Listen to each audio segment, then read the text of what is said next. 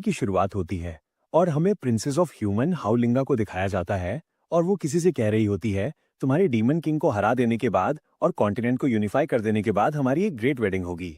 और फिर हमें दिखाया जाता है the strongest golden warrior of human race सी हाफेंग लाओ को, जो हमारे सीरीज का मेन कैरेक्टर होने वाला है, और वो कहता है तुम टेंशन मत लो, मैं जीत के आऊंगा। अगले सीन में हमें the highest level of demon cave दिखाया जाता है जिसके बॉस मॉन्स्टर का नाम वेमा बोला होता है, और हमारा एमसी इससे लड़ने के लिए आ चुका होता है और अटैक करते हुए बोल रहा होता है, आज मुझे 18 साल हो गए इस आर्मी में काम करते हुए। इस आर्मी में रह के मैंने स्ट्रॉन्गेस्ट ह्यूमन स्क्वाड को लीड किया और हाईएस्ट लेवल डीमन केव पे अटैक किया। बस एक कदम और, फिर हम अपनी ह्यूमन टेरिटरी को वापस से पालेंगे और लाखों सालों से चलती आ रही डीमंस और ह्यूमंस के बीच की लड़ाई मेरे साथ ही खत्म हो जाएगी और इंसानों की जीत होगी। इसके ऊपर डीमन कहता है सच में, और फिर एमसी के सिस्टम के ऊपर डेंजर डेंजर का साइन आने लगता है और डीमन बोलता है अगर मैं मरूंगा मैं तुम्हें भी अपने साथ हेल में लेकर जाऊंगा। इसके बाद वहां पे एक बहुत बड़ा धमाका होता है और उसमें हमारा एमसी मर जाता है, लेकिन मरने से पहले उसके ऊपर एक सिस्टम आता है और बताता है तुम्हारे पास 2 मिनट बचे हैं। फिर वहां पे सिस्टम आता है और सिस्टम कॉन्ग्रेचुलेट करते हुए बोल रहा था क्योंकि आपने 511 नंबर की आर्मी को बार बार जीत दिलाया है। ये एक ह्यूमन रेस के लिए बहुत बड़ा कंट्रीब्यूशन है, इसलिए आपको रिबॉर्न होने का चांस मिलता है। क्या आप रिबॉर्न होना चाहते हैं? इसके ऊपर हमारा एमसी सोचते हुए बोल रहा होता है क्यों नहीं। इसके बाद वो रिवर्थ के ऊपर क्लिक कर देता है और रिबॉर्न हो जाता है। इसके बाद कोई एमसी को आवाज लगाते हुए बोल रहा होता है कि सोना बंद करो, उनकी आर्मी आ रही है। इसके बाद एमसी उठता है और बोलता है क्या मैं सच में रिबॉर्न हो गया? फिर वो खुश होते हुए बोल रहा होता है वो कमीना डीमन किंग सोच रहा था वो इतनी आसानी से मेरे को मार देगा, लेकिन फिर वो आसपास देखते हुए बोलता है कि मैं इन अगली डीमन के बीच में क्या कर रहा हूं। इसके बाद एक बूढ़ा डीमन बोलता है ब्लू गिल्ड जो कि है पास आ रही है, अगर हम वापस नहीं भागे तो ये बहुत लेट हो जाएगा। इसके ऊपर एमसी बोलता है ए बूढ़े आदमी, तुम किससे बातें कर रहे हो? बूढ़ा गुस्सा हो जाता है और इसके बाद एमसी को एक आईना दिखता है और वहां पर आईने में अपनी शक्ल देखने के बाद पता चलता है कि वो भी एक डीमन है, और हमारा एमसी जिसकी बॉडी में रीइंकॉर्नेट हुआ है वो भी एक डीमन है, और वो जाइंट डीमन वॉरियर क्लैन का जेन लिवो नाम का बंदा होता है। और इसके ऊपर एमसी सोचते हुए बोल रहा होता है कि मैं इस डीमन की बॉडी में क्या कर रहा हूं। इसके बाद हमारा एमसी चिल्लाते हुए बोलता है कुत्ते सिस्टम बाहर आ, तुमने नहीं कहा था कि मैं इंसानियत की एक किरण हूं? मेरी चाइल्डहुड स्वीटहार्ट घर पे इंतजार कर रही होगी। तुमने मुझे ये किसकी बॉडी में रीइंकॉर्नेट करवा दिया? इसको देखते हुए दूसरे बंदे बोल रहे थे इसके साथ क्या गलत हो गया है। इसके बाद सिस्टम अपीयर होता है। सिस्टम बोलता है कि मुझे माफ कर दीजिए, आपके रिवर्थ के दौरान वहां पे एक बग आ गया था। इस पर मेन कैरेक्टर बोलता है देन इस घटिया से बग को ठीक करो। इस पे सिस्टम बोलता है सॉरी, लेकिन हम इसको ठीक नहीं कर सकते। इसके ऊपर एमसी गुस्सा करते हुए बोलता है कि तुम्हारा कस्टमर सर्विस कहाँ है? मुझे नहीं फर्क पड़ता, मुझे कंप्लेन करनी है। इसके ऊपर सिस्टम बोलता है मुझे माफ कर दीजिए, लेकिन मैं आपके लिए एक और बर्थ अपॉर्चुनिटी तैयार कर रखा हूं। इसके लिए आपको बस एक बार मरना होगा, लेकिन इसमें सुसाइड गिना नहीं जाएगा। इसके बाद सिस्टम डिसअपीयर हो जाता है। एमसी की इन सारी हरकतों को देखकर उन डीमंस में से एक डीमन कहता है ये सावगिन इस तरीके से एक्टिंग क्यों कर रहा है जब से ये सो के उठा है? इस पर वो बूढ़ा डीमन रिप्लाई करते हुए बोलता है कि क्या ये हमेशा से ही ऐसा नहीं था? इसकी ये बात सुनकर एक और डीमन बोलता है जब ह्यूमंस अटैक करेंगे तो सबसे पहले यही गधा मरेगा। एक तरफ जहां सारे डीमन ह्यूमन से कैसे बच के भागे उसकी प्लानिंग कर रहे थे, वहीं दूसरी तरफ अपने एमसी का अलग ही दुख चल रहा है। वो सोच रहा है कि क्या मेरी फियांसे किसी और से शादी कर लेगी। और फिर हमें अगले सीन में डी क्लास की मैजिशियन लेमर को दिखाया जाता है जो कि बोल रही होती है 12 मेंबर्स ब्लू गिल्ड के हमारे पास आ रहे हैं, वो हमसे 1 किलोमीटर दूर हैं। फिर हमें ब्लू गिल्ड का सीन दिखाया जाता है जो कि बोल रही होती है उनके हिज हाइनेस के अलावा और कोई हमारे टक्कर का नहीं है। फिर हमें लेमर का सीन दिखाया जाता है जो कि बोल रही होती है हमें जल्दी से यहाँ से भागना होगा, नहीं तो वो इंसान हमें जिंदा ही फाड़ डालेंगे। फिर लेमर की इस वाली बातों को सुन के हमारा एमसी सोचता है कि नाउ मैं भी तो एक डीमन हूं, अगर वो इंसान है तो वो मुझे भी अभी डीमन समझेंगे और मार देंगे। एमसी इन सभी बातों को सोचकर एक खतरनाक सी स्माइल देता है और सीधा इंसानों की तरफ चल देता है। इसको ऐसा करता देख करके वो बूढ़ा डीमन बोलता है तुम कहाँ जा रहे हो? उस बूढ़े की ये बात सुनकर एमसी बोलता है कि छुपना इन सारी प्रॉब्लम का सल्यूशन नहीं है। अगर मैं ह्यूमंस को थोड़ी देर के लिए यहाँ पे रोक लूंगा तो तुम सभी एकदम आसानी से निकल जाओगे। एमसी के इन बातों को सुनकर एक उन दोनों डीमंस में से एक बोलता है क्या ये हमारे लिए सैक्रिफाइस करना चाहता है? और दूसरा बोलता है क्या ये वही पुराना डरपोक साव है? और बूढ़ा डीमन बोलता है तुम ये क्या कह रहे हो? और तभी एमसी कुछ देख के हैरान हो जाता है। फिर हमें गुफा के छत पे एक बहुत बड़ा मैजिक सर्कल दिखाया जाता है, जिसमें से मेटेओराइट गिर गिर के गुफा का दरवाजा बंद कर देता है और तभी वहां पे चलते हुए कोई आने लगता।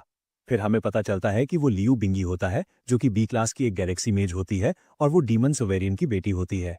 फिर लियू कहती है कि हम सभी एक साथ ही बड़े हुए हैं और इस क्रिटिकल सिचुएशन में कोई भी पीछे ना छूटे। लियू की इस बात पे हमारा एमसी एक भद्दा सा चेहरा बनाते हुए सोचता है कि मेरे रिवर्स को मत रोको। फिर एमसी पत्थर पे एक जोर से एक मुक्का मारता है और बोलता है क्या ही मिडलसम वुमेन है। इसके बाद एमसी के हाथ में बहुत तेज का दर्द होता है और लियू सोचती है क्या किसी ने मुझे मिडलसम वुमेन कहा। इस पर बुढ़ा चिल्लाते हुए बोलता है कि तुम्हारी हिम्मत कैसे हुई और हाइनेस को ऐसा कहने की। फिर हमारा एमसी एक हीरोइक सा पोज देते हुए कहता है कि तुम एक मैन के सैक्रिफाइस होने की डिटर्मिनेशन को हल्के में मत लो। एमसी के इन हिम्मत बड़ी बातों को सुनकर लियू सोचती है मैंने पहले नोटिस क्यों नहीं करा, ये इतना मेनली वाइब करता है। फिर वो दोनों डीमन बोलते हैं कि हम लोग यहां से चलते हैं, इसके बारे में टेंशन मत लो, अगर इसे मरना है तो इसे मरने दो। फिर एमसी जाते हुए बोल रहा होता है कि इतने समय तक मैं बस छुपता ही आ रहा हूं, चलो देखते हैं इन ह्यूमंस के बारे में डरावनी बात क्या है। प्लीज मुझे बहादुर की मौत मरने दो, और मन में सोचता है कि इस बार मुझे मरने से मत रोकना। एमसी के इन बहादुरी वाली बातों को सुनके प्रिंसेस एकदम रोने वाला चेहरा बना लेती है और बुढ़ा उसे समझाते हुए बोलता है कि हाइनेस उसे प्लीज जाने दीजिए। इसके बाद एमसी नाचता गुनगुनाता उन ब्लू टीम वालों के पास जाता है और उनसे बोलता है अगर तुम्हारे अंदर ही जिगरा है तो मुझे एक स्ट्राइक में ही मारना। इसके बाद वो लोग फॉर्मेशन में आते हुए एमसी के ऊपर अटैक कर देता है और एमसी सोचता है रिवर्थ मैं आ रहा हूं। लेकिन एमसी के अरमानों पे पानी फेरते हुए वहां पे एक उड़ता हुआ तीर आता है और ब्लू टीम के ऊपर जाके लगता है और ब्लू टीम बोलती है हमारे ऊपर एम्बुश हुआ है और एमसी हैरान हो जाता है। तभी वहां पर आ जाता है हमारा द फकिंग बैडेस्ट बुढ़ा, जिसका लेवल अप हो गया होता है और सी से बी क्लास में पहुंच गया होता है। और बुढ़ा बोलता है 3 साल हो गए, मैं तो भूल ही गया था एक बैटल कैसा होता है। फिर सिस्टम पैनल आता है और सिस्टम हमें बताता है कि अगर कोई डीमन थ्रेशोल्ड स्टेट में चला जाता है तो उसकी पावर टेम्परेरी या फिर परमानेंटली एक लेवल से बढ़ सकती है।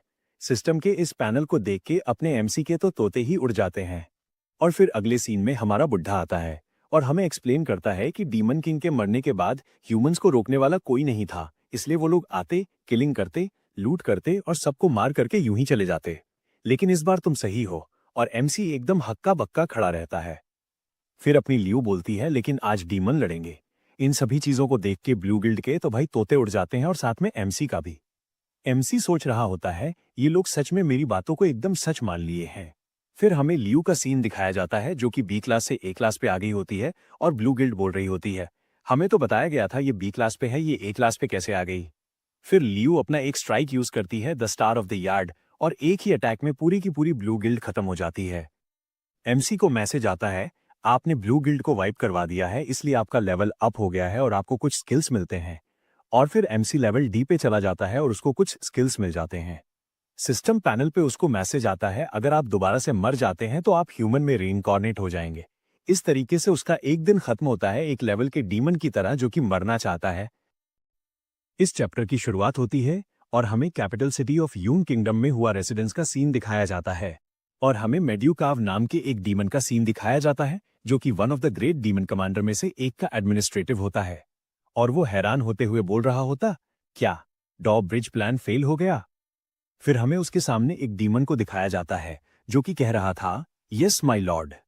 हमने ओरिजिनली कैलकुलेट कर लिया था एक्यूरेटली और हम इंतजार कर रहे थे कि कब ब्लू गिल्ड वाले चारों तरफ से हिज हाइनेस को घेर लें और जब वो डेस्परेट सी सिचुएशन में होंगे तब यंग मास्टर वुजिन डेमोनिक सोल्जर्स को लीड करेंगे और उन्हें बचा लेंगे। और जब यंग मास्टर हिज हाइनेस को अपनी बाहों में उठाकर इंसानों की लाशों के ऊपर से लेकर के जा रहे होंगे तब उनकी आंखें एक दूसरे से मिलेंगी और उनको एक दूसरे से प्यार हो जाएगा। पर किसे पता था कि वो अचानक से हाई स्पीड स्टेट पर चली जाएगी और डायरेक्टली ही ब्लू गिल्ड को हरा देगी। और ऐसा भी कहा जा रहा है कि हिज हाइनेस वो अपनी क्वीन पावर को भी अवेकन कर चुकी है। इसके बाद वो एडमिनिस्ट्रेटर जनरल से पूछता है जनरल अब हम क्या करें। फिर हमें उसके सामने बैठे डीमन के बारे में बताया जाता है कि वो 3 ग्रेट डीमन कमांडर में से एक कमांडर हो एन होता है। फिर वो कहता है सारी की सारी मिलिट्री पावर हमारे हाथों में है और हमारे स्टेटस के साथ हम डायरेक्टली उन्हें कोर्ट में फोर्स करेंगे कि वो मेरे बेटे से शादी कर ले और कौन ही हिम्मत करेगा कि हमें अपोज करे। मेरे बेटे को आज रात ही वापस बुला लो और कल हम ट्रूप्स के साथ उनके पास शादी का प्रपोजल लेकर जाएंगे। और फिर सीन शिफ्ट होता है और हमें हिज हाइनेस को नहाते हुए दिखाया जाता है और वो एमसी ऑफ एमसी के बारे में सोचते हुए कह रही होती है कि मैंने सोचा नहीं था कि इतने क्रिटिकल सिचुएशन पर वो इतने ब्रेव की तरह एक्ट करेगा।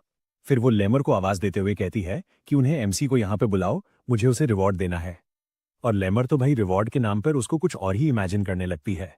फिर लेमर एक लोमड़ी सी शक्ल बनाती है और बोलती है, यस योर हाइनेस, मैं समझ गई, मैं अभी वापस आती हूँ। और अपनी ल्यू सोच रही होती है ये इतनी एक्साइटेड क्यों है। और फिर सीन शिफ्ट होता है और हमें हमारे एमसी को दिखाया जाता है जो कि कबीर सिंह की तरह दारू पीते हुए अपने सिस्टम विंडो को देख रहा होता है और वहां पर लिखा होता है कि आपने अभी कोई स्किल सिलेक्ट नहीं किया है और आपके पास 120 एट्रीब्यूट पॉइंट बचे हुए हैं। फिर एमसी चिल्लाते हुए बोलता है कौन ही उसे असाइन करना चाहता है। फिर एमसी बोल रहा होता है कि डी क्लास को जो कि है आसानी से मारा जा सकता है, लेकिन ह्यूमंस जो कि यहाँ से बहुत दूर रहते हैं, तो फिर कौन मुझे आके यहाँ पर मारेगा। और तभी वहां लेमर दांत फाड़ते हुए आती है और सावगेन करते हुए बोलती है कि हिजाइनेस तुम्हें बुला रहे हैं। फिर एमसी बोलता है ओल्ड सिस्टर आप यहाँ पे। और लेमर हैरान होकर बोलती है अभी तुमने पी रखी है, आखिर तुम करना क्या चाहते हो। और एमसी धक्का देते हुए लेमर को कहीं पर लेकर जाता है जहां पर टॉर्चर करने के बहुत सारे डिवाइसेस पड़े रहते हैं और लेमर को बोलता है सिर्फ तुम मेरी हेल्प कर सकते हो मुझे किल करने में। फिर लेमर उन सभी टॉर्चरिंग डिवाइस को देख करके कुछ और ही सोच लेती है और मन में कहती है सावगिन यूजुअली साइलेंट ही रहता है, लेकिन कौन सोच सकता है कि दारू पीने के बाद ये इतना अग्रेसिव हो जाता है। और इधर एमसी सोच रहा होता है कि वो एक हथौड़ा उठाएगी और एक ही बार में उसे मार देगी। फिर लेमर अपने सपने से बाहर आती है और कहती है लेकिन आज सही समय नहीं है, आज तुम योर हाइनेस को बिलोंग करते हो। और फिर सीन शिफ्ट होता है और हमें हमारे एमसी को पैलेस में दिखाया जाता है लियू के सामने। फिर लियू अपने एमसी का खांसते हुए नाम लेती है और कहती है क्योंकि तुमने उस समय बहुत अच्छा परफॉर्मेंस दिया था, इसलिए मैं तुम्हें स्पेशल परमिशन देती हूं कि तुम कभी भी इस पैलेस में आ और जा सकते हो। और एक एडिशनल रिवॉर्ड है कपड़ा, किलिंग सेट। फिर लेमर उस कपड़े के बारे में सोचती है कि वो प्रीवियस डीमन लॉर्ड का कपड़ा है और हिजाइनेस भी कभी उस कपड़े को यूज नहीं करी है। फिर एमसी एक मायूसी शक्ल बनाकर बोलता है यूजलेस। फिर एमसी वहां से जाते हुए बोलता है अगर यहाँ पर और कुछ नहीं है तो मैं वापस जा रहा हूँ। और फिर एमसी के वहां से जाने के बाद लियू सोचती है कि वो कितनी जल्दी बदल जाता है। फिर सीन शिफ्ट होता है और हमें हमारे एमसी को पैलेस से बाहर निकलता हुआ दिखाया जाता है और उसे एक बुढ़ा देख रहा होता है। और फिर हमें उस बुढ़े की आइडेंटिटी बताई जाती है जो यून किंगडम के 3 ग्रेट डीमंस में से एक विंग मिंग होता है जो कि एक लेजिकन होता है। और वो सोच रहा होता है कि आधी रात में पैलेस में बुलाना और प्रीवियस डीमन किंग के डिवाइन इक्विपमेंट को एक गुलाम के हाथों में दे देना क्योंकि उसने बस एक छोटी सी बहादुरी दिखाई भागने में, उनकी ये एक्शन उन्हें जस्टिफाई करता है कि वो एक अनवर्थी किंग है। फिर वो बुढ़ा सोचता है मैंने अपनी पूरी जिंदगी उनका सेवा में लगा दिया और मुझे एक सिंगल रिवॉर्ड तक नहीं दिया है। मैं फोर्स हो चुका हूं कि मैं कल जनरल हुआ के साइड पर रहूं। फिर एमसी उस बुढ़े के पास आता है और बोलता है हे ओल्ड मैन। एमसी इसके पास आया ये देखकर उस बुढ़े की क्लच जाती है और बुढ़ा सोचता है कि ये मुझे शो ऑफ करने के लिए आया है भाई। फिर एमसी बोलता है ये सेट तुम्हारे लिए है। ये सुन के तो भाई बुढ़े के तोते नहीं उसका पिंजरा भी उड़ जाता है भाई। फिर एमसी बोलता है हाँ ये तुम्हारे लिए है। और एमसी सोचता है भाई मुझे तो मरना है, ये इस चीज का मेरे लिए कोई यूज ही नहीं है, इसलिए एक एक्सक्यूज देख के इसी को दे देता हूं। फिर एमसी बोलता है हिजाइनेस तुम्हारे काम से बहुत खुश है और तुम्हें ये सेट मुझे देने को बोला था और तुम इसे संभाल के रखना। फिर एमसी वहां से चला जाता है और उस बुढ़े के भाई तोते ही उड़े रहते हैं, उसके तोते अभी तक वापस ही ना आए। फिर बुढ़ा सदमे से बाहर आता है और अपने दिल को पकड़ते हुए बोलता है हिजाइनेस मुझे माफ कर दीजिए आपके बारे में गलत सोचने के लिए, मैं गिल्टी हूं, मैं अब से इस किंगडम के लिए मरने के लिए भी तैयार हूं। फिर सीन शिफ्ट होता है और हमें हमारे एमसी को कहीं पर बैठा हुआ दिखाया जाता है और एमसी सोच रहा होता है कि भाई यहां पर मरना भी मुश्किल है, कल जो कि एक तरीका ढूंढ लूंगा जिससे कि मर सकूं। लेकिन तभी एमसी को एक आवाज आती है और बोल रहा होता है कोई यंग मास्टर आप वापस आ गए। और दूसरा बंदा बोल रहा होता है फादर ने मुझे यहाँ पे अर्जेंटली क्यों बुलाया। और फिर एमसी जब झांक के देखता है और फिर हमें उसी जनरल के बेटे का सीन दिखाया जाता है जिसे एक सबऑर्डिनेट बोल रहा होता है यंग मास्टर कल जनरल ने एक्ट करने का डिसाइड किया है, कल 11 डीमन सोल्जर्स के साथ जाएंगे और हिजाइनस को कोर्ट में प्रपोज करेंगे। अगर कोई भी हमारे अपोज जाने की ट्राई करेगा तो उसे बिना मर्सी के मौत के घाट उतार देंगे। एमसी इनकी बातें सुनते हुए सोच रहा होता है ट्रूप्स को लीड करना, बिना मर्सी के किल कर देना। फिर एमसी स्माइल करता है और सोचता है तब तो मुझे वहां पर होना पड़ेगा ना मेरी जान। और फिर हम अगले दिन का सीन दिखाया जाता है कॉन्फ्रेंस हॉल का। अपना एमसी सिर पे हाथ रखते हुए सोच रहा होता है भाई ये डीमन क्लैन का मीटिंग कितना टेंशन देने वाला काम है रे। और फिर हमें उसी डीमन लेजिस्लेटर का सीन दिखाया जाता है जो कि बोल रहा होता है, प्रिंसेस 3 साल बाद इस ग्रेट हॉल में एंट्री की है, ये तो सेलिब्रेशन का दिन है। फिर वो आगे बोलता है कि थैंक्स टू द जनरल कि हम अभी तक एक भी सिटी को नहीं हारे हैं और ह्यूमंस को 100 माइल दूर तक खदेड़ दिया है। इसके ऊपर लियू बोलती है, फिर तो हमें ग्रेट जनरल्स का बहुत ज्यादा शुक्रिया करना चाहिए और हमें इन्हें बहुत ज्यादा रिवॉर्ड देना चाहिए। इसके ऊपर वो जनरल बोलता है, जैसी योर हाइनेस की इच्छा। फिर वो आगे बोलता है कि मैं आपसे कुछ चाहता हूं। इसके बाद वो अपने बेटे वुजन को आगे बुलाता है और बोलता है, मैं अपने बेटे के शादी का प्रपोजल देना चाहता हूं क्योंकि आप एक साथ ही बड़े हुए हैं। फिर लियू वुजन से बोलती है, 3 साल हो गए जब हमने एक दूसरे को नहीं देखा, क्या तुम किसी को पसंद करते हो? फिर वो जनरल अपनी लियू से बोलता है, प्लीज मेरे बेटे से शादी कर लीजिए। इसके ऊपर लियू हैरान होकर बोलती है, प्लीज जनरल आप ऐसे मजाक मत कीजिए, मैं और वुजन एक दूसरे से प्यार थोड़ी करते हैं। लियू के इस बात को सुनकर वो जनरल गुस्सा हो जाता है और वीमेंस के ऊपर एक लंबी चौड़ी लाइन बोलता है, उतना तो मैं एक्सप्लेन नहीं करने वाला हूं, मैं तुम्हें एक शॉर्टकट में समझाता हूं। वो बस इतना बताता है, अगर तुम मेरे बेटे से शादी नहीं करोगी तो जनता तुम्हारे खिलाफ हो जाएगी और तुम्हें थ्रोन से निकालने की ट्राई करेगी, और अगर तुम मेरे बेटे से शादी कर लेती हो तो ऐसा कुछ भी नहीं होगा। फिर उसके साथ आए हुए जितने सोल्जर्स थे वो सारे कहते हैं, हाँ हाँ ये बिल्कुल सही है। वुजिन जो कि हैंडसम भी है, ब्रेव भी है, ये तुम्हारे लिए बिल्कुल एक्सीलेंट चॉइस है। इन सभी तमाशों को होता देखकर वो बुढ़ा आर्चर गाली देते हुए बोलता है कि ये सभी इतना बेकार सा रीजन यूज कर रहे हैं हिजाइनस को फोर्स करने के लिए। इन सभी बातों पर लियू कुछ कह नहीं पाती है और तभी एमसी स्माइल करते हुए बोलता है, ये मेरा चांस आ गया। इसके बाद एमसी आगे जाने लगता है और पीछे से बुढ़ा चिल्लाते हुए बोलता है, सावगेन तुम क्या कर रहे हो? फिर एमसी जाता है और लियू का हाथ पकड़ते हुए बोलता है, तुम इस ओल्ड मैन को तुम्हें दबाने मत दो, सबको अपना खुशी पाने का हक है। इसके बाद लियू शर्माते हुए अपने एमसी से बोलती है, गैन लेकिन मैं। एमसी लियू की आधी बातों को काटते हुए बोल रहा होता है, तुम ओल्ड मैन को इतनी हिम्मत किसने दी कि लीडर के ऊपर हुक्म चला सको? फिर उन तीनों जनरल्स में से एक जनरल बोलता है, ये तो वही यंग मैन है। फिर लियू बोलती है, सॉरी जनरल लेकिन मैं। लियू को आधी बातों को काटते हुए वो कमीना जनरल बोलता है कि मैं अपनी पूरी पूरी जिंदगी इस यून किंगडम को दिया हूं एज अ ग्रेट जनरल। मैं आपको फिर से एडवाइस करता हूं कि आप इस प्रस्ताव के ऊपर ध्यान से सोचें। इसके बाद वो बुढ़ा आर्चर गुस्सा हो जाता है और बोलता है, क्या तुम ट्राई कर रहे हो हिजाइनस को फोर्स करने की? यहां से बाहर निकल जाओ। इस पर वो लेजिस्लेटर बोलता है, होएन अपने बिहेवियर को देखो। और फिर ये जनरल बोलता है, सारी की सारी मिलिट्री पावर मेरे हाथों में है, कौन मुझे टच करने की हिम्मत करेगा? इसके बाद लियू बोलती है, तुम सभी रुक जाओ, जनरल की बातों में पॉइंट है, मैं इस पर एग्री करती हूं। सी हंसते हुए बोलता है, फुलिश वुमन तुम इतनी जल्दी हार मान रही हो? तुमने तो साबित कर दिया तुम्हारे अंदर तुम्हारे पापा की बिल्कुल भी स्पिरिट बची हुई नहीं है। फिर हमारा एमसी एक सुअर सी शक्ल बनाकर डीमन की ओर देखता है और बोलता है, इसके बारे में स्केरी क्या है? फिर वो जनरल एक डरावनी सी शक्ल बनाकर अपने एमसी की ओर देखता है और बोलता है, तुम्हें हमारे बीच में बोलने की इजाजत किसने दी? फिर हमारा एमसी उस जनरल के मुंह पर थूक देता है और जनरल देखता रह जाता है। और फिर हमारा एमसी उस जनरल के थप्पड़ बजाते हुए कहता है कि मैंने 3 डायनेस्टीज को सर्व किया है। तुम जरा ध्यान से सोचो, तुम्हें किसने ये मिलिट्री पावर दी है? और अब तुम सोच रहे हो तुम पावरफुल हो गए हो। एक ऑफिस का कुत्ता अब अपने मालिक को ही काटने के लिए दौड़ा है। नहीं, सही है ना? फिर हमारा एमसी बोलता है, सब कुछ को छोड़ो, लेकिन ये अभी भी हमारा डीमन किंग है और ये हम सबसे ऊपर रैंक करती है विद हिज अनमैच्ड ब्यूटी। और तुम्हारा बेटा कौन है जो कि इनकी बराबरी कर सके? एमसी की इन बातों पर वो जनरल बोलता है, अगर मेरा बेटा लायक नहीं है तो और कौन यहां पर लायक है? फिर एमसी चिल होते हुए बोलता है, भाई और कौन? मैं। हम एक साथ कुछ दिन उस गुफा में भी बिताए थे।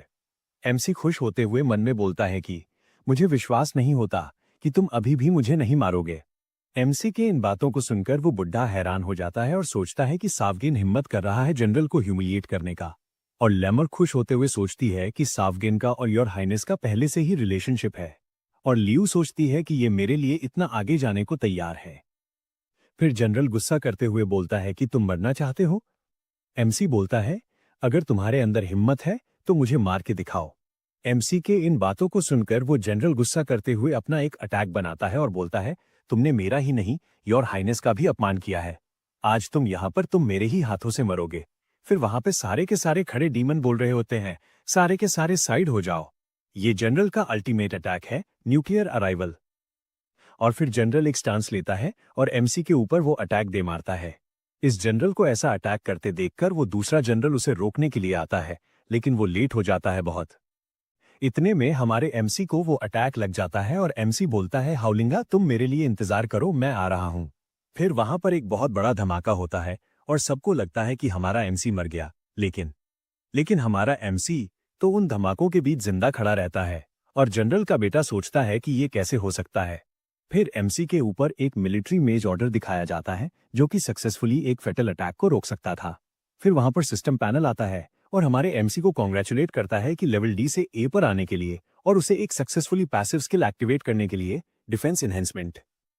मिलिट्री मेज ऑर्डर को यूज होता देख करके बाकी सारे डीमन बोलते हैं, योर हाइनेस ने मिलिट्री मेज ऑर्डर इसे दे दिया।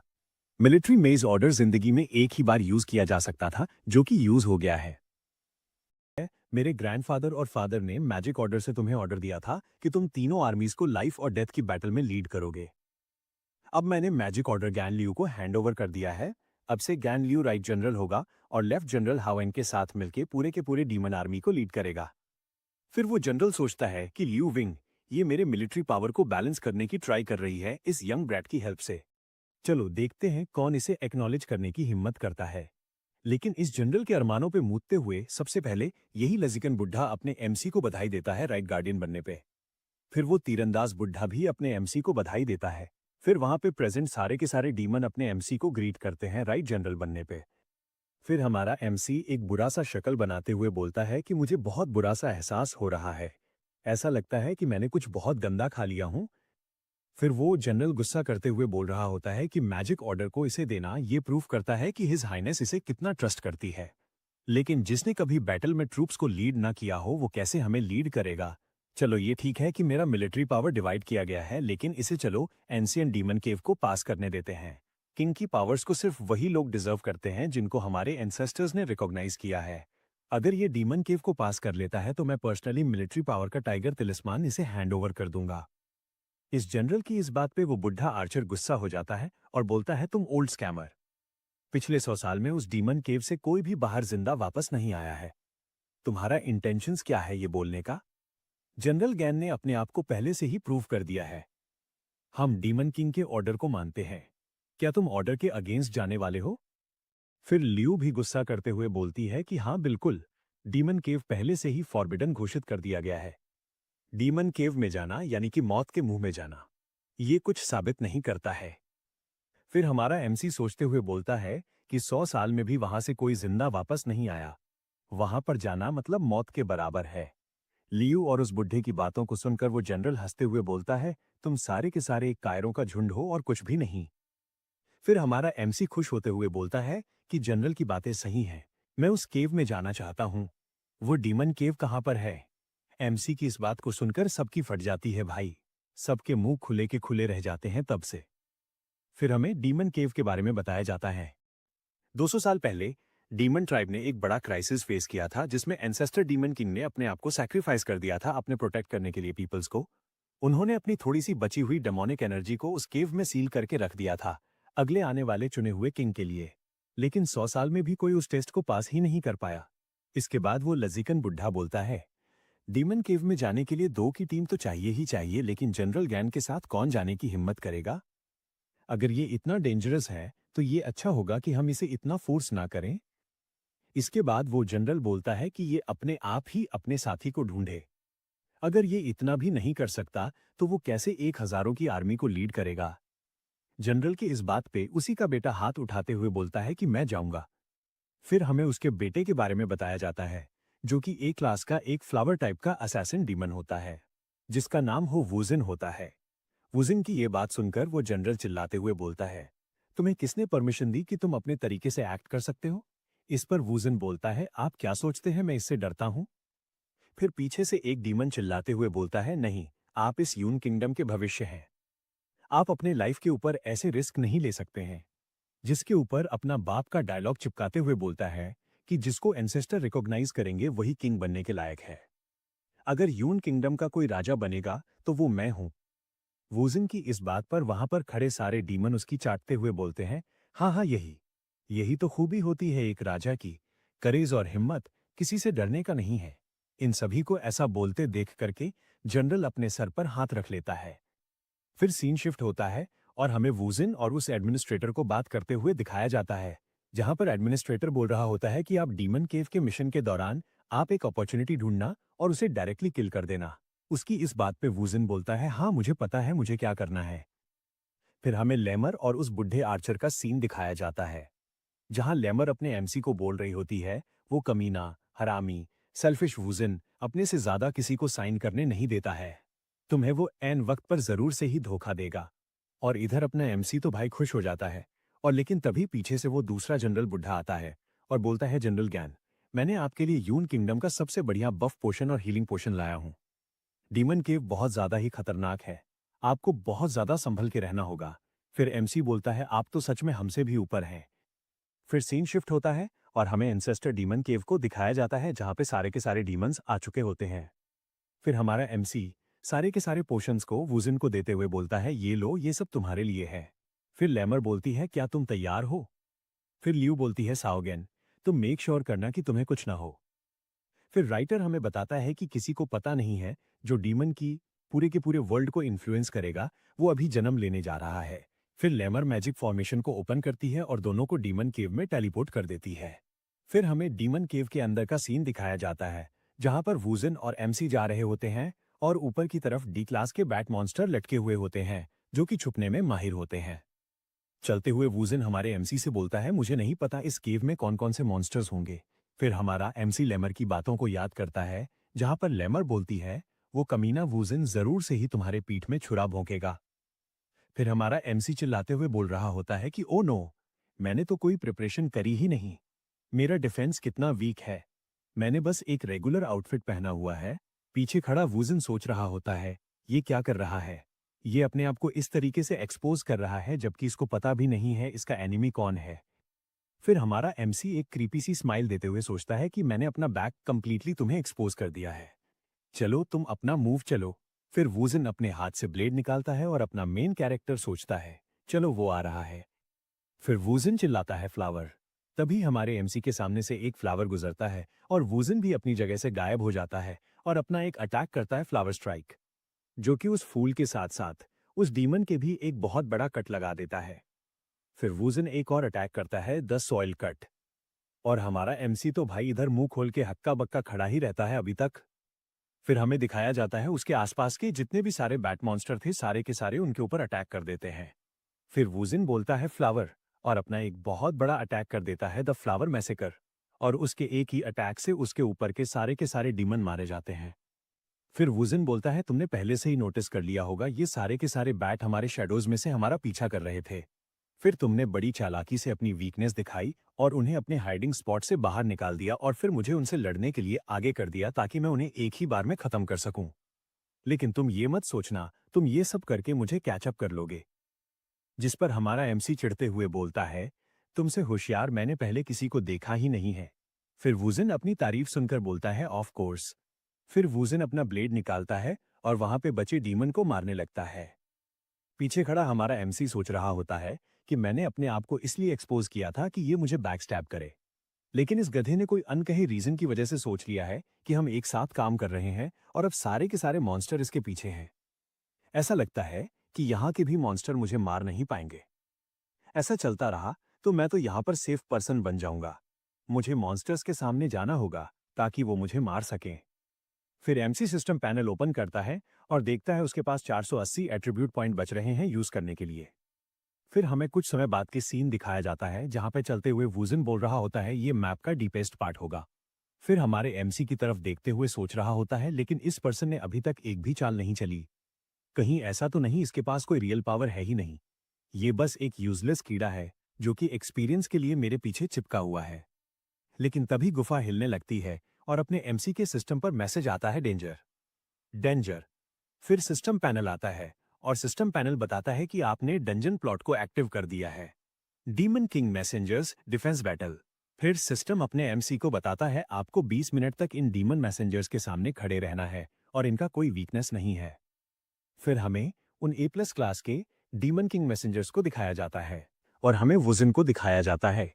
वुजिन एक सीरियस सा लुक बनाता है और उन वॉरियर्स के ऊपर अटैक कर देता है। उसका अटैक जाता है और उन वॉरियर्स के ऊपर लगता है, लेकिन वुजन के इतने बड़े अटैक के बाद भी उन वॉरियर्स के ऊपर एक खरोंच तक नहीं आई होती है। लेकिन वो वॉरियर वुजन के ऊपर एक मीटियोरॉइड जैसा कोई अटैक कर देता है और वहां पर बहुत बड़ा धमाका होता है। लेकिन अपना वुजन भी कोई कच्ची गोलियां थोड़ी खेला है, वो अपना आर्मर ऑन करता है और उस अटैक से बच जाता है। लेकिन वो वॉरियर्स कौन सा रुकने वाले थे? वो अपना कोई टेंटिकल जैसा अटैक कर देते हैं और वुजन को उससे पकड़ लेते हैं। वुजन टेंटिकल में बंधा हुआ और अपने एमसी की तरफ देखते हुए एक सोच रहा होता है कि क्या ये मुझे इतने डिसएडवांटेज में देख के भी एक भी मूव नहीं करेगा? मैंने ही बस इसको ओवर एस्टिमेट कर लिया था, ये तो बस एक पावरलेस कचरा है। और इधर अपना एमसी बोलता है, जैसा कि मैंने सोचा था, मैंने सारे के सारे 480 पॉइंट स्ट्रेंथ में डाल दिए, एक भी डिफेंस में नहीं डाला है। फिर वुजन सोचता है, जैसा कि मैंने सोचा था, मुझसे बेहतर इस दुनिया में कोई है ही नहीं। फिर वुजन कहता है, चलो मैं तुम्हें अपना स्ट्रॉन्गेस्ट अटैक दिखाता हूं। फिर वुजन अपना कोई भाले वाला अटैक उन वॉरियर्स के ऊपर कर देता है और बोलता है, तुम कुत्ते के बच्चे मरो। फिर वहां पे वुजन के अटैक से बहुत बड़ा धमाका होता है, लेकिन उस धमाके से भी उन वॉरियर्स के ऊपर कोई फर्क नहीं पड़ा होता है। फिर हमें दिखाया जाता है उस वॉरियर ने अपना आर्मर ऑन कर लिया होता है, जिसकी वजह से उस अटैक का 90% तक डैमेज कम हो गया होता है। ये देख के कि वुजन के अटैक ने उनका आर्मर तक नहीं तोड़ पाया, उसकी फट जाती है और वो सोचता है, इसके पास कोई वीकनेस ही नहीं है, इसका डिफेंस भी बहुत ज्यादा ही हाई है। फिर वो वॉरियर्स वुजन के ऊपर अटैक कर देते हैं और अटैक सीधा वुजन को जाकर लगता है। और इधर हमारा एमसी धीरे धीरे करके उन सभी के पीछे जाता है और अपना एक स्नीक अटैक करता है। फिर एमसी एक स्टांस लेता है और साइतामा की तरह एक ही पंच में एक वॉरियर का बीच में से पेटी फाड़ देता है भाई। उसके एक ही अटैक में वो वॉरियर भाई मर जाता है, बस मर गया वो।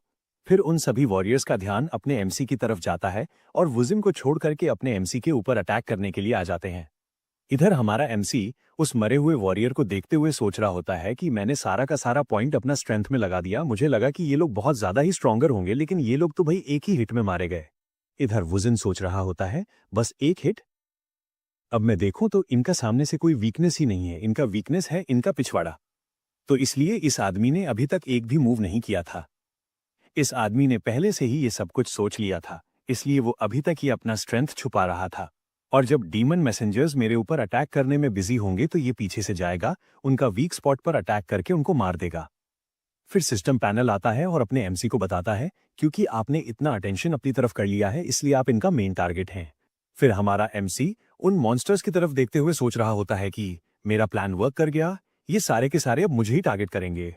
फिर हमारा एमसी उन डीमन मैसेंजर्स के ऊपर अटैक करते हुए सोच रहा होता है कि इन A+ क्लास के डीमंस के ऊपर extreme high attack damage power है। मेरे अभी के डिफेंस के हिसाब से ये लोग मुझे एक ही हाथ से मसल के रख देंगे। फिर हमारा एमसी चिल्लाते हुए बोलता है, ऐ डीमंस इधर इधर मेरी तरफ देख। फिर वो डीमन हमारे एमसी के ऊपर अटैक कर देता है और हमारा एमसी सोचता है, आखिरकार मैं इंसान बनूंगा। इधर अपना एमसी खुश हो ही रहा होता है, लेकिन उसकी खुशी पर मूतते हुए वुजन पीछे से आता है और उस डीमन को अटैक करके टुकड़े टुकड़े में काट देता है। उस डीमन को ऐसे टुकड़ों टुकड़ों में टूटता देख करके अपना एमसी हैरान हो जाता है। फिर वुजन अपने एमसी के पास आकर बोलता है, तो ये तुम्हारी स्ट्रैटेजी थी, उनका वीक पॉइंट उनका बैक है। मैंने सोचा कि तुम अटैक करोगे और तुमने सोचा कि मैं अटैक करूंगा। देखो मैं कितना समझदार हूं। फिर हमारा एमसी सोचता है, समझदार? मेरा घंटा समझदार। मैंने कितने एफर्ट लगाए थे कि ये लोग मेरे पे अटैक करें। फिर हमारा एमसी चिल्लाते हुए बोलता है, you guys come at me.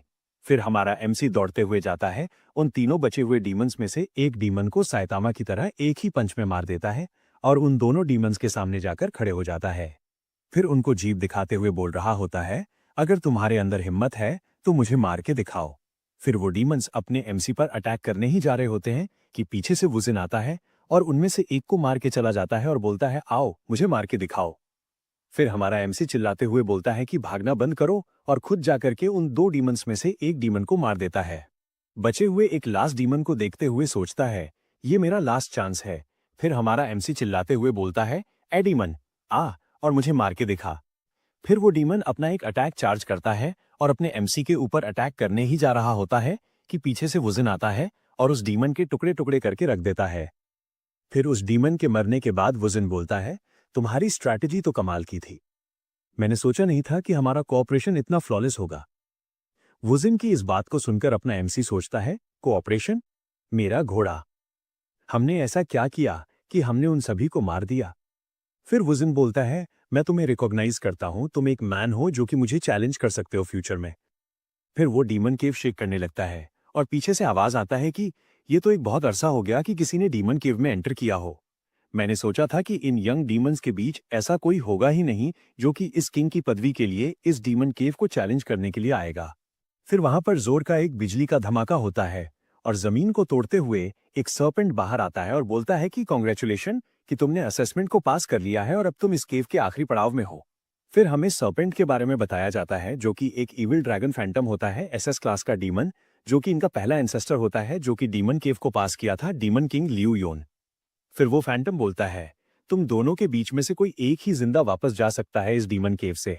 तुम्हारे पास 10 मिनट है निकलने के लिए यहां से।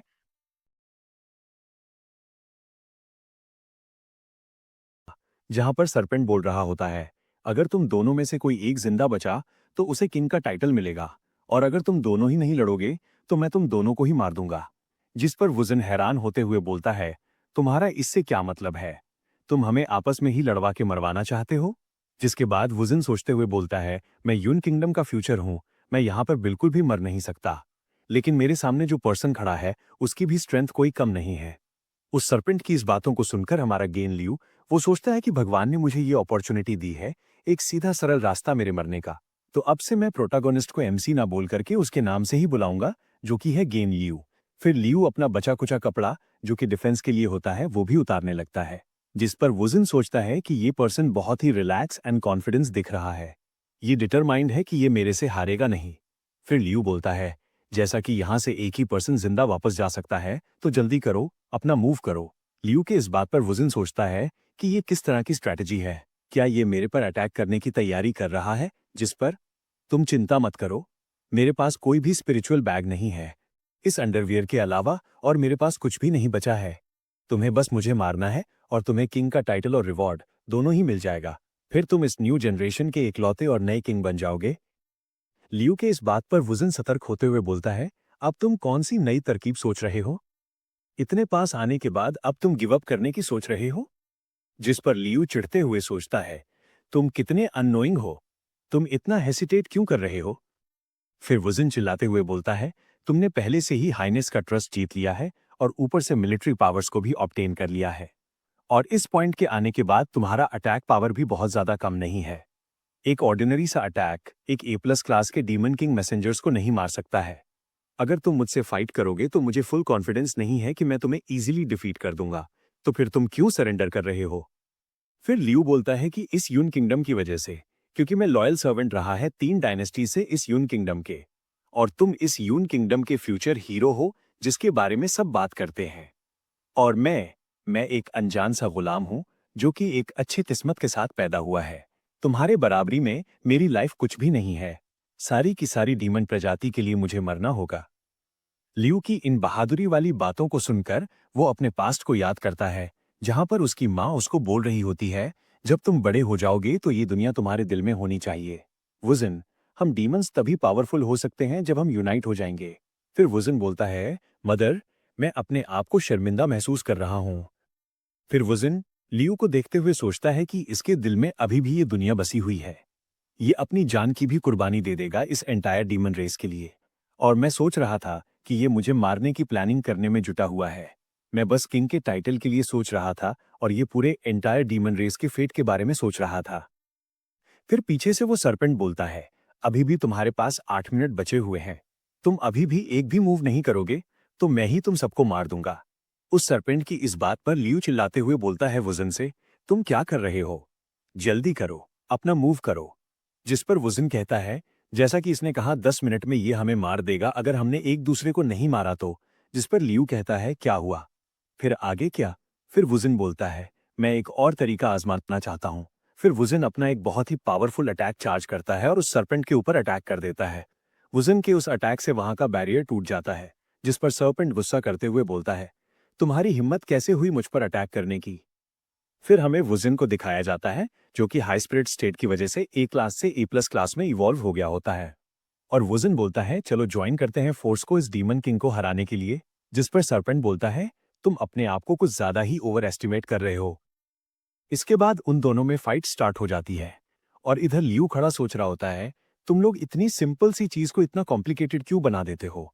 इधर इन दोनों की फाइट चल ही रही होती है कभी ये इस पर अटैक करता है, कभी ये उस पर अटैक करता है, कभी सरपेंट इधर मारता है, कभी वुज़न उधर मारता है। इन दोनों की फाइट चल ही रही होती है, लेकिन सरपेंट एक मौका ढूंढता है और वुज़न के ऊपर एक जोर से अटैक कर देता है, जिससे वुज़न दूर जाकर गिरता है। वुज़न के ऐसा गिरा देख करके लियू सोचता है, अगर ये मर गया तो मैं किंग बन जाऊंगा, लेकिन नहीं, ऐसा नहीं होना चाहिए। इसके बाद वो सरपेंट अपने ड्रैगन ब्रेथ से अटैक कर देता है। उस ड्रैगन ब्रेथ के बीच में अपना लियू आ जाता है और उस सरपेंट के इस अटैक से वुज़न को बचा लेता है। सरपेंट के इस अटैक के बाद लियू खून खांसने लगता है। ये देख के वुज़न अपने पास से हीलिंग पोशन निकालता है और उसको ऊपर फेंक के मारने लगता है, जिससे लियू की एचपी फिर से दोबारा से फुल हो जाती है। इसके बाद लियू चिल्लाता है वुज़न पे, हे तुम क्या कर रहे हो? लेकिन वुज़न लियू की कोई भी बात नहीं सुनता है और उसके ऊपर और भी पोशन फेंक के मारता है, जिससे उसकी डिफेंस, एजिलिटी वगैरह सब कुछ एकदम हाई हो जाता है। फिर वुज़न बोलता है, लड़ते रहो। इसके बाद लियू रोते हुए बोलता है, तुम्हारा बहुत बहुत शुक्रिया। इसके बाद वुज़न और सरपेंट के बीच में फाइट शुरू हो जाती है। फाइट में कभी सरपेंट वुज़न के ऊपर अटैक करता है और कभी वुज़न सरपेंट के ऊपर। और कोई भी अटैक अगर सरपेंट का वुज़न के ऊपर लगने वाला होता है तो लियू जाता है और उस अटैक को अपने ऊपर ले लेता है। और जब डीमन किंग की हेल्थ आधी हो जाती है तो वुज़न बोलता है, बस थोड़ी देर और, फिर हम डीमन किंग को हरा देंगे। फिर डीमन किंग अपना एक एबिलिटी यूज करता है और अपने आप को पूरी तरीके से हील कर लेता है। डीमन किंग को रीजनरेट करता देख करके वुज़न बोलता है, ये किस तरीके की एबिलिटी है? अगर मैं इसको नॉन स्टॉप अटैक करता भी रहूं फिर भी ये अपना एक ही एबिलिटी से अपने आप को पूरी तरीके से हील कर लेगा। फिर डीमन किंग बोलता है, क्या कमजोर लोग हैं? तुम लोग क्या सोचते हो, तुम एक गॉड को मार दोगे? फिर डीमन किंग एक अटैक करता है जिससे वुज़न और लियू दोनों को ही फर्क पड़ता है और उनकी एचपी माइनस हो जाती है। फिर वुज़न उठते हुए बोलता है, हमारे सारे के सारे पोशंस खत्म हो चुके हैं। फिर डीमन किंग अपना एक फाइनल अटैक करने लगता है और वुज़न बोलता है, हम हार गए। जिस पर लियू बोलता है, नहीं, अभी तक नहीं। अगर मैं मर गया तो ये चैलेंज अभी तक खत्म हो जाएगा और तुम्हें किंग का टाइटल मिल जाता। जिस पर वुज़न बोलता है, तुम्हारा इससे क्या मतलब है?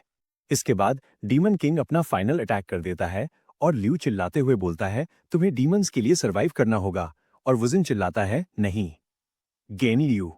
फिर वहां पर एक बहुत बड़ा धमाका होता है और धमाके का धुआं हटता है तो हमें दिखाया जाता है डीमन किंग कॉन्ग्रेचुलेट करते हुए बोल रहा था, किसी ने एंसेस्टर्स का टेस्ट पास कर लिया है। पास्ट में एंसेस्टर ने सैक्रिफाइस कर दिया था अपने डीमन पीपल्स को बचाने के लिए और मरने से पहले अपनी मोस्ट प्रेशियस स्किल इस डीमन केव में छुपाकर रख दिया था किसी स्ट्रॉन्ग वन के लिए। फिर हमें दिखाया जाता है कि वुज़न को the strong man recognized by the demon king का टाइटल मिल जाता है। फिर डीमन किंग कंटिन्यू करता है और बताता है कि पिछले 200 साल में अगर कोई भी डीमन ट्रायल्स को पास करके फाइनल ट्रायल तक आता तो वो एक दूसरे को मार लेते और डीमन किंग बनने की क्वालिफिकेशन को खो देते। लेकिन तुम दोनों ने ऐसा नहीं किया। तुम दोनों एक दूसरे का साथ देते रहे और डीमन किंग से दोनों साथ में मिलकर लड़ाई किया। एक यही क्वालिटी डीमन किंग में होनी चाहिए। फिर हमें दिखाया जाता है अपने लियू को मिल गया होता है title the king recognized by the ancestor का। फिर सिस्टम विंडो आता है और हमें दिखाया जाता है कि उसको डीमन किंग का पैसिव स्किल भी मिल गया होता है और वो A+ क्लास का डीमन भी बन चुका होता है। वहीं अपना MC डीमन केव में क्या सोच के आया था कि वो मर जाएगा और यहाँ पर उसको और भी ज्यादा लेवल, पावर सब कुछ मिल चुका होता है। इसके चेहरे की तो भाई साहब अभी तक हवाइयां उड़ी हुई हैं, देख करके ये अभी तक जिंदा है। और हमें दिखाया जाता है कि इनको भी ये खबर मिल चुकी होती है, इंसेक्टॉइड डीमन केव एक आफ्टरनून में ही क्लियर हो चुका है। ये लोग हैरान होते हुए बोलते हैं, जहां से कोई भी जिंदा बच के वापस नहीं आया है पिछले 100 साल में भी, वो लोग जिंदा वापस आ रहे हैं। लगता है प्रोफेसी बिल्कुल सही है। हमारे जनरेशन से कहा जा रहा था कि एक ऐसा किंग आएगा जो कि डीमन क्लैन को यूनिफाई करेगा। लगता है कि वो सच होने वाला है। फिर लियू बोलती है, हमारे जो लास्ट किंग थे, लियू फैमिली के एंसेस्टर लियू युन, वो एक सच्चे राजा थे जो कि 100 साल में भी कभी पैदा नहीं होता। वो अपनी जिंदगी में बहुत सारे ट्रायल से गुजरे इस वर्ल्ड के और उनकी बॉडी ट्रांसफॉर्म हो गई रिवर्स फिगर में। फिर ये जनरल बोलता है, जैसा कि मैंने अपने सन से एक्सपेक्ट किया था, वो हमारे हेवंस का प्राइड है। वो जन्मा ही था किंग के टाइटल के लिए। मैंने इसको पहले अंडर एस्टिमेट किया था। इस जनरल की आधी बातों को काटते हुए वो बुढ़ा जनरल बताता है कि जो किंग बना है वो वुज़न नहीं है। जो किंग बना है वो है जनरल गैन। भाई ये बोलते हुए इसके चेहरे की मुस्कुराहट तो देखो। भाई ये बात सुन के तो इन सब की सट्टी बिट्टी गुल हो जाती है जब इनको पता चलता है किंग गैन लियू बना है। और फिर सीन शिफ्ट होता है और हमें हमारे MC बोले तो मेन कैरेक्टर बोले तो गैन लियू को दिखाया जाता है, जो कि किंग के टाइटल लेकर बियर पिए जा रहा होता है। हाय रे जिंदगी। फिर वो पीने के लिए एक और बॉटल मांगता है जिस पर वेटर बोलती है, क्या तुम फिर से एक और ड्रिंक पी पाओगे? फिर वो दारू की बोतल लेता है और बार से बाहर निकलकर बोलता है, मेरे पास तो बस 10,000 की एचपी है। मैं मरूंगा तो मरूंगा कैसे, जबकि मेरे पास ये 1 लाख वाली स्किल भी है। याद है कि नहीं है भाई? पिछले एपिसोड में इसको स्किल मिली थी 1 लाख की एचपी रिकवरी वाली। फिर ज्ञान रोते हुए बोलता है, मेरे पास कोई रास्ता ही नहीं है कि मैं अपने हाउलिंग आर्ट के पास वापस जा सकूं। फिर वो पीते हुए रास्ते से जा ही रहा होता है कि नोट करता है कोई उसका पीछा कर रहा है। हाय रे, मेरी पीकर जिंदगी।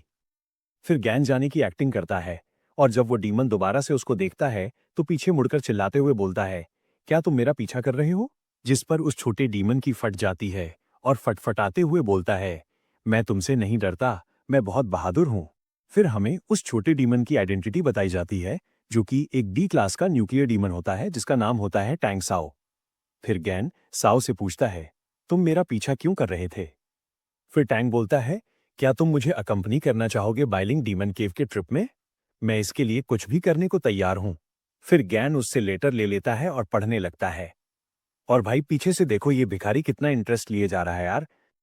फिर हमें उस लेटर को दिखाया जाता है जिसमें लिखा होता है कि आपको 3 चांस मिले हैं आपके विशेस को कंप्लीट करवाने का। अगर आपको अपने सपने को पूरा करना है तो आ जाइए बाइलिंग डीमन केव में। फिर ज्ञान बोलता है, बाइलिंग डीमन केव ये किस तरीके की जगह है? फिर टैंक बताता है कि जैसे ही मेरे को ये लेटर मिला मैं गया डीमन केव के पास, लेकिन मेरे को एंटर करने की परमिशन नहीं मिली क्योंकि मैं अभी तक छोटा बच्चा हूं। और जब मैंने देखा कि तुम एक और डीमन केव से वापस आ रहे हो तो मेरे को एक जरिया मिला जिससे कि मैं भी अंदर जा सकता हूं तुम्हारे साथ। फिर वो भिखारी चिल्लाते हुए बोलता है, ये ऑब्वियस सी बात है, ये एक स्कैम मैसेज है। क्या तुम इस पर भरोसा करने वाले हो? फिर ज्ञान बोलता है, क्या ये सच है कि कोई भी विश मांगो तो उसको पूरा किया जाएगा? फिर वो भिखारी हैरान होते हुए बोलता है, क्या तुम सच में इस पर भरोसा कर रहे हो? फिर ज्ञान बोलता है, मैंने पहले सुना था कि डीमंस के पास एक so called foundation of wishes है जो कि दूसरे की विश को पूरा करता है।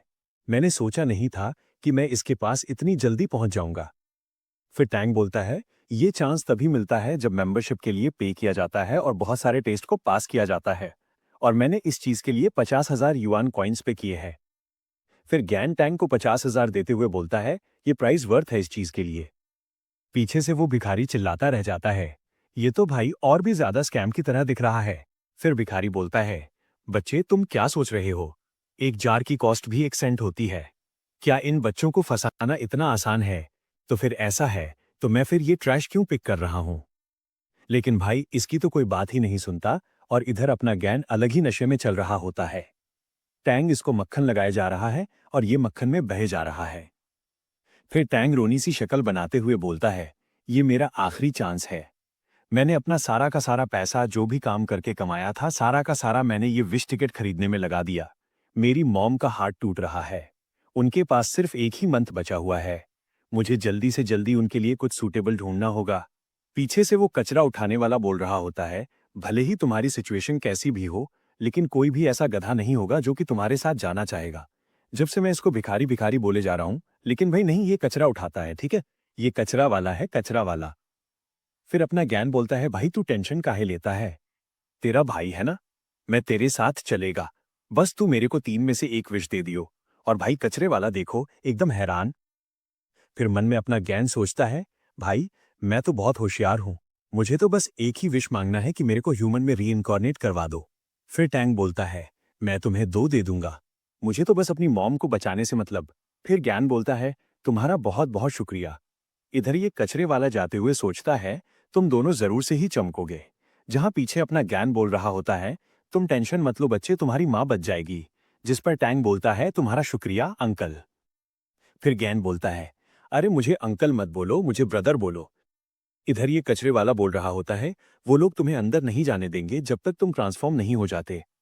बाइलिंग डीमन केव विशेस, क्या ये एक ब्लैक मार्केट का स्कैम नहीं है जो कि हाल ही में शुरू हुआ है? फिर सीन शिफ्ट होता है और हमें दिखाया जाता है कि वो लोग किसी दरवाजे के सामने खड़े होते हैं और बोलते हैं यही वो प्लेस होगा। फिर ज्ञान बोलता है, फाउंडेशन ऑफ विशेस, मैं आ रहा हूं। फिर वो लेटर स्कैन करवाता है और उनके लिए वो केव का डोर ओपन हो जाता है। इन्हें केव में जाता देख करके कोई बोलता है, एक और मछली जाल में फंस गई। दरवाजे बंद करो और इन्हें ट्रैप करो। फिर हमें एक मोटे से डीमन को दिखाया जाता है जो कि बोल रहा होता है, याद रखना, इन्हें ज्यादा तेज से मत मारना। अगर वो लोग मर गए तो काम कौन करेगा? और हमें दिखाया जाता है जैसे ही गैन और टैंग गुफा के अंदर आते हैं, वैसे ही दिखाया जाता है गुफा का गेट बंद हो जाता है और उसके पीछे से कोई अटैक करता है। जैसे ही गैन देखता है कोई उस पर अटैक कर रहा है, वो कोई भी मूव नहीं करता है और उस पर अटैक लग जाता है। जैसे ही गैन पर अटैक लैंड करता है, दिखाया जाता है उसका कोई भी ज्यादा डैमेज नहीं पड़ा है, सिर्फ 5 का ही एचपी माइनस हुआ है। फिर उसके पैसिव स्किल की वजह से वो भी हील हो जाता है। फिर गैन बोलता है, हेलो, क्या यही डिफाइलिंग डीमन केव है? फिर हमें दिखाया जाता है जिसने उस पर अटैक किया, वो सोचता है कि मेरे फुल फोर्स के अटैक लेने के बाद भी ऐसा प्रिटेंड कर रहे हो कि तुम एकदम शांत हो। फिर हमें दिखाया जाता है कि वो डी क्लास का डीमन होता है और उसके जैसे ही वहां पर बहुत सारे डीमंस खड़े हो रखे होते हैं।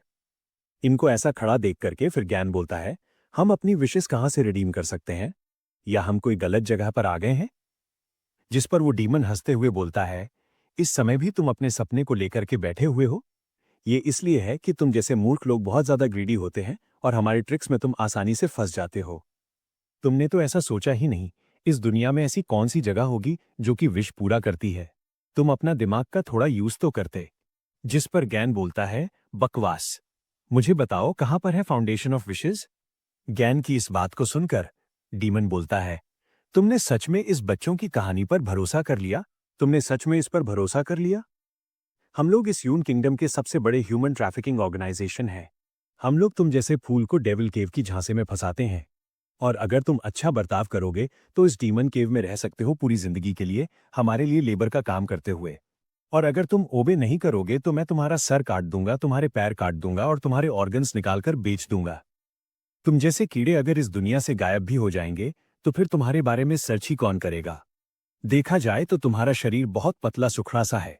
ये कोई प्रॉब्लम नहीं होगा अगर तुम थोड़ा मिलिट्री असेंबली कर लोगे तो एक अच्छे वफादार कुत्ते बनो और अपनी रियलिटी को एक्सेप्ट करो।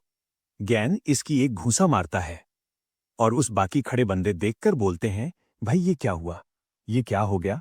वो बंदा भाई एक ही घूंसे में मारा जाता है। फिर गैन बोलता है, कितनी बार ऐसा होगा? जब से मैं रिबॉर्न हुआ हूं तब से इस शैटर्ड इल्यूजन्स को कितनी बार एक्सपीरियंस करूं? कितनी बार? गैन को अपने दोस्त की ऐसी कुटाई करता देख करके उन डीमंस में से एक डीमन बोलता है, तुम फाइट बैक करने की ट्राई कर रहे हो? फिर वो लोग पावर रेंजर की तरह भाई अपना सट सट सट सट करके सूट बदलते हैं और एकदम मस्त कूल बैडेस तरीके से खड़े हो जाते हैं। फिर वो लोग अटैक करते हुए बोलते हैं, चलो इसे एक दो चीजें सिखाते हैं, ये वर्ल्ड कितना डेंजरस है। ये एक परफेक्ट चांस भी है कि हम टेस्ट कर सकें ये बी प्लस ग्रेड के आर्मर्स को। क्योंकि भाई ज्ञान ने इतना पी रखी होती है इसलिए वो इमोशनल होते हुए बोलता है कि मैं हमेशा सक्सेस के इतना क्लोज होता हूं। चलो ये करते हैं। मैं भी बहुत ज्यादा फ्रस्ट्रेटेड एंड एंग्री हूं। फिर वो अपना एक फिस्ट बनाता है और रे स्किल का इस्तेमाल करते हुए एक बहुत तेज पंच मारता है और बोलता है, मैं इससे बहुत ज्यादा ही परेशान हो चुका हूं। फिर हमें दिखाया जाता है भाई उसके एक ही पंच से इतना बड़ा धमाका होता है और सारे के सारे डीमन आता है। गेनली वो रोता पिलखता हुआ सबको कूटता पीटता जाता है। सब बोलते हैं, भाई तू क्या कर रहा है? तू कौन है? तू क्यों हमें मारे जा रहा है? इधर टैंक को भाई मजा आ रहा होता है उनको कूटता पीटता देख करके।